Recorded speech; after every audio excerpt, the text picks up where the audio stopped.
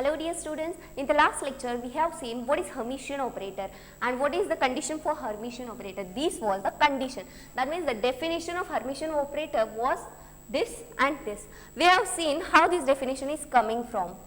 Right, in the last lecture we have obtained that, and why the Hermitian condition is there? To get real eigenvalues. Right, if the operator is following this condition, then only it is sure that our eigenvalues are real.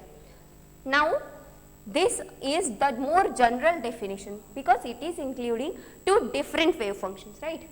Here is only one wave function, but here there are two different wave functions, psi I and psi j, and if there are two different wave functions, then only operator could be Hermitian. How? If it is following such a condition. And why this condition for Hermitian operator arises? Let's see it.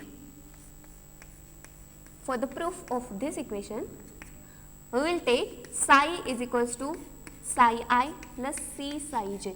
We are considering it by ourselves. What is the value of psi? Psi is psi I plus c psi j. Two different wave functions. Okay, it is the combination of two different wave functions. Psi is the combination of these two wave functions, right? So we can write equation 1 as integration of psi I plus c psi j a cap into psi I plus c psi j dx is equal to integration of again psi I plus c psi j a cap star into psi I plus c psi j complex conjugate. So how can we write it? It is this. Now let's take it inside the bracket. So psi I star, take complex conjugate of each term, c star psi j star a cap, again as it is equal to as it is a cap star into psi I star plus c star psi j star. Okay. Now what can we write? We can multiply this inside the bracket. See, it will become psi I star a cap into, first of all let's multiply this psi I plus c psi, or we can multiply in this way. First of all let's write bracket as it is, psi I star plus c star psi j star into a cap psi I dx. See, first of all this plus again integration of then this psi I star plus c star psi j star again a cap, and now it was psi I plus c I j, psi I we have written already, now plus c I j a cap c psi j dx, right. Similarly for here we can write integration of psi I plus c psi j as it is a cap, multiply it inside the bracket psi I dx here. Now here is plus sign again, plus this into this psi I plus c psi j a cap star into c psi j star, psi I star here. Here is psi I star and c star psi c star psi j star dx plus here integration. Okay. Do you get it? What we have done? We have taken this as a one term. So this into this dx plus integration of this into this dx. Here also let's consider it as x. Then what happened?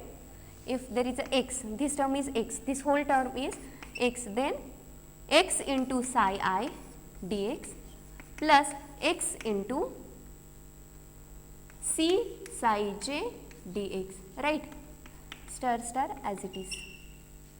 Is that clear? In this way we have just multiplied it inside the bracket. Got it? Now we can further solve as, suppose, let's multiply this again, integration of psi I star. Now psi I star into a cap psi I dx. Now here is plus sign, plus integration of, what is c star?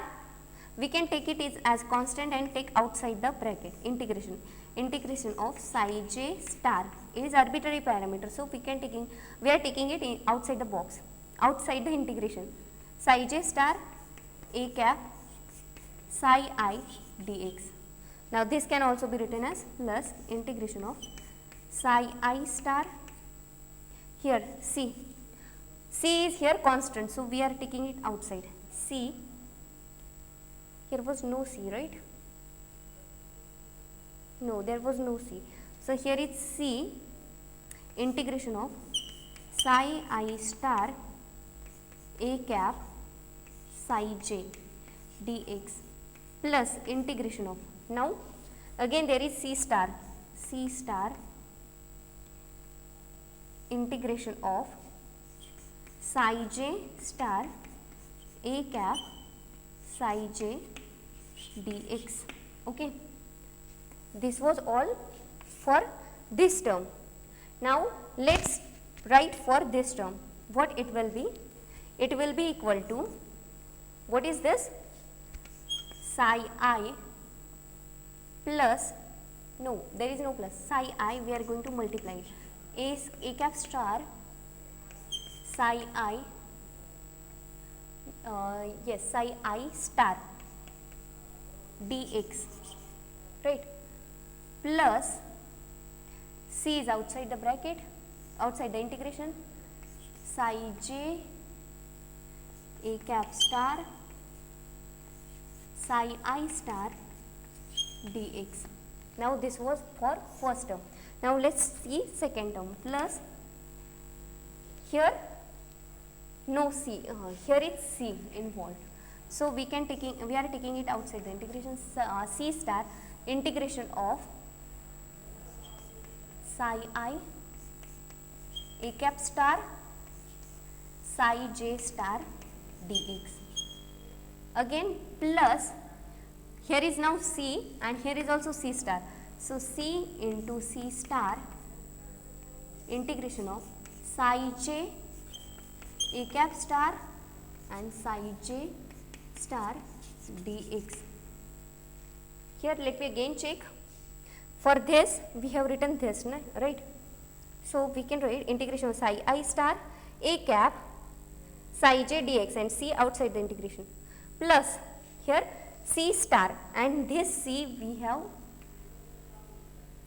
eliminated, this is c, we forgot to write this c and this c star into c integration of psi j star a cap psi j dx. Okay, got it? We obtained this equation. Now what can we do? Here I getting clicked, see, psi I star a cap psi I dx, psi I same, so we can write psi star a cap psi dx. What is that? Psi star a cap psi dx, see, psi star a cap psi dx is equal to psi a cap star psi star dx. Similarly, see this term, this is equal to this, right? This is equal to this, we have written this equal to this. Now psi I star psi I dx is equal to psi I a cap star psi I star dx. These two things are equal, right? According to equation 1, these two things are equal, hence we can cancel. Similarly, watch it, c star, c and c star, this is arbitrary parameter and we can write c star c is equals to c star, right? It is equal. Now what is this? Psi j star a cap psi j dx, it is equal to psi j a cap star psi j star dx according to equation 1 again. So this whole term is equal to this term. So we can cancel out because these are equal. This equation is equal to this equation and so we can cancel out this. Now what we have in our hand now? See, we have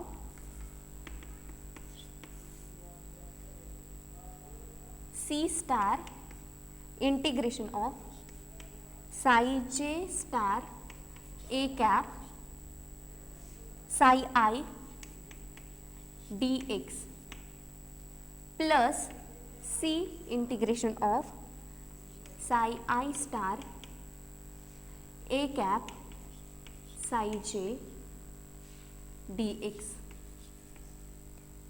This is cancelled. Now this is equal to C integration of psi j a cap star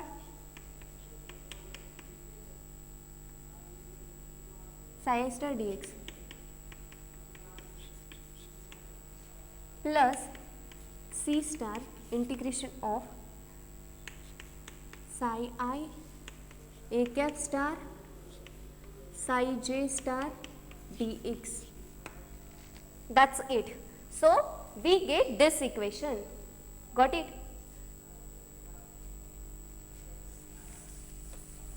Now let's remove this. We obtained this equation. This is a very important equation in our proof. We can write it as equation number 2, and therefore if let's consider C is equals to,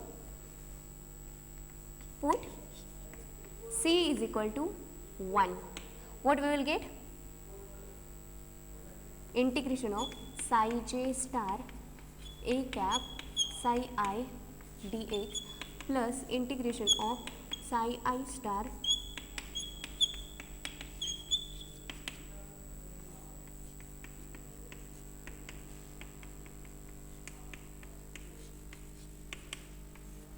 see, complex conjugate of 1 will be 1 only because it's real number, right? So everywhere there will be 1 for C as well as for C star. Let's number it as equation number 3. Now what we will do? Let's again put value of C is equal to I. We have taken value 1 as a real number, and now here we are taking it as imaginary number. So the equation will become I complex conjugate of I. What is complex conjugate of I? Complex number or complex conjugate of complex number is just its opposite, that means minus sign. So minus I integration of psi j star a cap psi I dx plus I as it is psi I star a cap psi j dx is equal to I psi j a cap star psi I star dx minus I, right, integration of psi I a cap star psi j star dx. Now let's divide by I. Divide both sides by I. So what we will get? It will be minus integration of psi j star a cap psi I dx plus I by I. It will be again cancelled. Psi I star a cap psi j dx. It will be equal to integration of psi j cap psi I dx minus integration of psi I a cap psi j dx. This is equation number 4.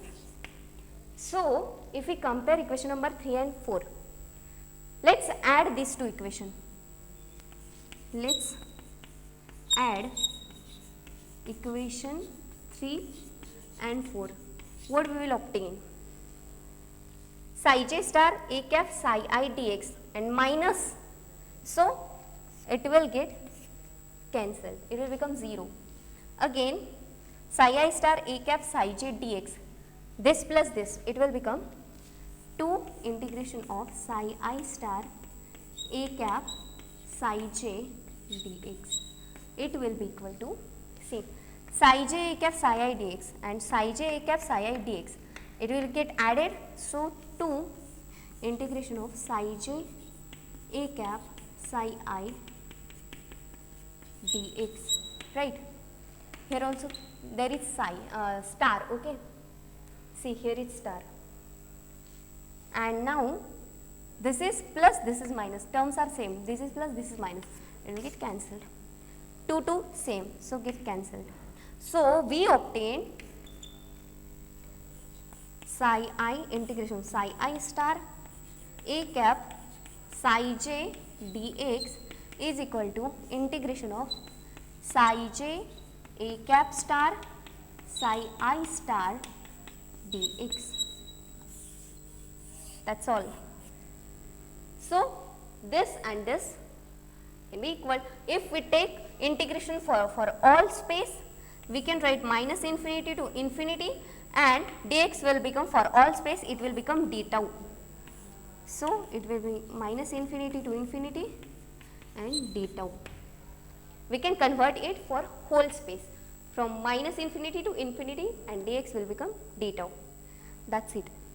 This is all about Hermitian operator. This is the proof for general definition. You just have to remember these two things, okay? You need not need not worry about all these things, all these rubbish calculations, okay? It's just for your understanding purpose. Otherwise, you'll just think, what is this, right? But it is coming from such a mess, okay? It's easy to derive, but it looks very big. Okay, thanks for watching, and if you have any comments, let me know in the comment section.